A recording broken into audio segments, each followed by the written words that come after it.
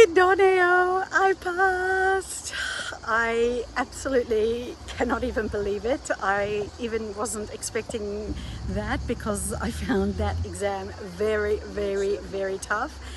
Okay, yes, there were some questions were easy, but there were many that I was really unsure of. And thank goodness I passed, and all my 110% thank you goes to Mr. Ambrish. Thank you from the bottom of my heart. You have gone above and beyond every step of the way to support me and us and give us that boost, and I honestly could never have done it without you. I worked out I've spent 6 weeks studying for this exam, and I've probably spent like 5 or 6 hours a day, and I still didn't feel confident because of my Italian is not that strong.